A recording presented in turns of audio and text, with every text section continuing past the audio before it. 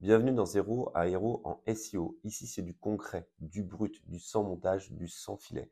Je m'appelle Dimitri Ajon, je dirige l'agence Infoconception. Ça y est, mon intro est foiré, c'est pas grave. Et tu tombes dans un podcast sans filet, sans écoute, je viens de te le dire. Bref, ça fait 16 ans que je fais de la communication, 16 ans que je fais des sites internet, des réseaux sociaux et du référencement.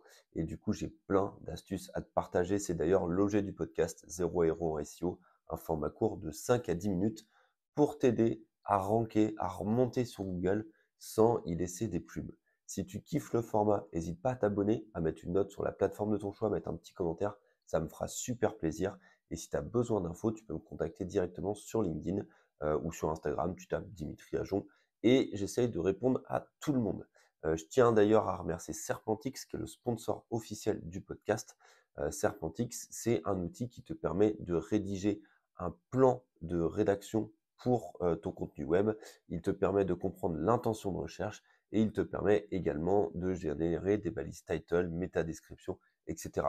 Bref, je t'encourage à aller le tester. Si tu vas le tester avec le lien qui est dans la description de l'épisode, tu auras tes crédits qui seront doublés. Allez, c'est parti pour le sujet du jour. Aujourd'hui, je vais t'aider à mieux comprendre un rapport Google PageSpeed Insight et te donner les erreurs à éviter. Alors, Google PageSpeed Insight, c'est quoi? Google PageSpeed Insight, c'est un outil de Google qui te permet de donner une note sur le côté technique de ton site internet. Il y a 4 critères que Google PageSpeed Insight va te donner. Alors, je m'étais pris mes petites notes. Tu as le critère de la performance, tu as le critère de l'accessibilité, tu as le critère des bonnes pratiques et tu as le critère SEO. Donc, tous ces critères-là, en fait, c'est une note donc, de 0 à 100 et ton objectif, c'est de dépasser les 90% pour être dans le vert. Par contre, tombe pas dans le piège de vouloir absolument être à 100%. Il y a plein de sites internet qui sont premiers sur Google et qui atteignent pas les 100% sur Google PageSpeed Insight. Google PageSpeed Insight, c'est un outil qui te permet de te donner une notion de savoir où tu en es sur ton temps de chargement, tes bonnes pratiques, etc. Mais l'objectif, c'est de faire au mieux, mais c'est pas d'atteindre la perfection. Bah, si tu es à 100%, c'est parfait, mais en tout cas, il faudrait éviter de tomber sur les 90%, donc tu as cette fenêtre de battement de 10% pour t'améliorer. Alors, qu'est-ce qu'il faut retenir de ce Google PageSpeed Insight? Je reprends mes notes, tu me vois baisser la tête. Bon, si tu es en audio, tu ne le verras pas, c'est pas grave, mais t'inquiète pas. Donc, ce qu'il faut regarder en premier lieu, généralement, c'est la partie LCP. C'est, je sais plus, largesse, content, je sais plus quoi, en anglais. Bref, on s'en fout. Tu vas dans LCP et tu regardes la note que tu vas avoir. C'est souvent là qu'on a les plus mauvaises notes. Parce que le truc, c'est surtout de savoir à quoi ça correspond. La note LCP, c'est Google, il va te noter sur le fait que ton site, pendant le temps de chargement, tu as des contenus qui changent de largeur, qui cassent la largeur. Par exemple, si tu es sur mobile et que tu as une image qui est plus large que la taille de l'écran sur mobile, tu vas avoir une note sur le LCP qui va être pourrie. Si tu as une image qui se charge, mais qui au début n'est pas affichée, en fait, tu vas avoir ton site internet qui va s'agrandir au moment du chargement de l'image. Peut-être que toi, tu ne le vois pas d'un point de vue utilisateur, mais en tout cas, Google le voit et le détecte et te donne une mauvaise note. Donc, tout ce qui est LCP, généralement, Google met en avant des zones de ton site internet où il y a une largeur qui n'est pas bonne. Et voilà, j'éternue en plein épisode, c'est magnifique, mais il n'y aura pas de montage, tant pis. Désolé pour ça. Donc le LCP, c'est vraiment le fait que ton contenu soit plus large à un moment donné où la largeur de ton contenu change. Donc tout ce qui est LCP, tu dois corriger ça comme ça. Après, tu as la partie FID ou INP. Si tu vois cette note-là qui est mauvaise, c'est souvent des notes qui ressortent le plus aussi, c'est parce que ton site il manque de réactivité. C'est-à-dire que l'interaction avec ton site internet sur les zones où il devrait y en avoir, eh ben, ça marche pas.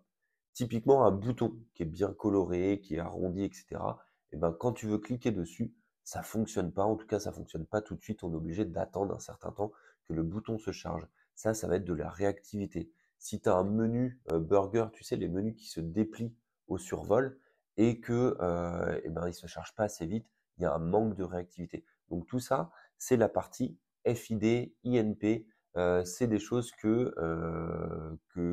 sont pas réactifs et c'est là-dessus que Google va te saquer. Donc il faut absolument que tu vérifies ça à chaque fois. Encore une fois, quand tu as fait ton rapport Google PageSpeed Insight, Tu vas en dessous là je crois que c'est dans accessibilité ou performance. Si tu as une mauvaise note sur ces trucs-là, généralement, c'est que ça vient d'un manque de réactivité ou tout à l'heure, je te le disais, d'un changement de largeur ou de hauteur sur ton site internet.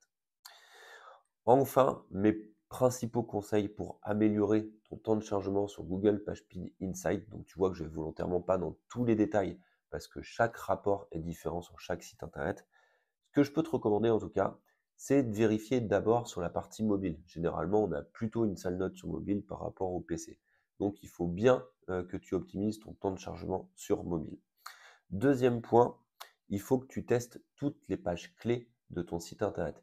Teste ta page d'accueil, teste tes fiches produits, teste les pages qui sont le plus utilisées parce que chaque rapport est différent. Un Google PageSpeed Insight, il va tester qu'une seule URL.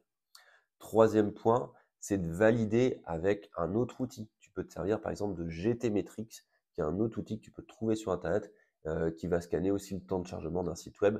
Donc si tu as des choses que tu ne comprends pas sur Google PageSpeed Insight, potentiellement tu peux utiliser GTmetrix en parallèle sur la même page et voir si tu n'as pas des infos supplémentaires. Et enfin, quatrième et cinquième point, les erreurs que moi, en agence, je vois le plus souvent, c'est qu'il n'y a pas de mise en cache. Donc, vérifie bien que tu as de la mise en cache sur ton site internet.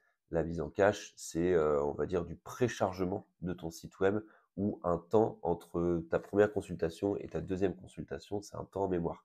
Je te donne un exemple tout bête pour que tu comprennes ça. Si je te dis que 4000 plus 10 555, ça fait 12 300, le calcul est bidon, hein. Mais toi, tu vas te souvenir de 12 300. Si je te repose la même question dans une seconde, tu vas t'en souvenir. Si je te la repose dans une semaine, tu t'en souviendras plus. Ça, c'est la mise en cache dans ton cerveau. Eh bien, on fait la même chose pour les sites internet. Tu te rappelles des choses qui sont arrivées il n'y a pas longtemps, qui sont chargées il n'y a pas longtemps. Bref, faut activer la mise en cache. Et dernier point aussi que je retrouve souvent sur les erreurs de chargement, c'est la mauvaise optimisation des images. N'oublie pas que tes images, elles doivent être de la taille de l'endroit où elles s'affichent dans ton site, qu'elles doivent être optimisées, donc comment on dit, comprimées. Et ça, tu peux utiliser un outil qui s'appelle Scoosh et tu dois les mettre au format .webp. Voilà, si tu fais ça, donc tu mets la mise en cache, tu optimises tes images, tu vérifies ton LCP, ton INP, etc. Normalement, tu devrais bien améliorer ton temps de chargement de site internet et surtout, tu le testes sur tes pages principales et d'abord sur mobile, parce que tout ce que tu corriges sur mobile, tu verras que généralement, ça impacte aussi la partie bureau. Voilà, j'espère que l'épisode t'a plu, j'espère que c'était clair. Si c'est le cas, n'hésite pas à mettre une note sur la plateforme de ton choix. Merci pour ton écoute. Honnêtement, mets un petit commentaire, mets une note, ça me ferait trop kiffer et puis je peux y répondre. On se retrouve demain pour un prochain épisode. D'ici là, prends soin de toi SEO. Ciao!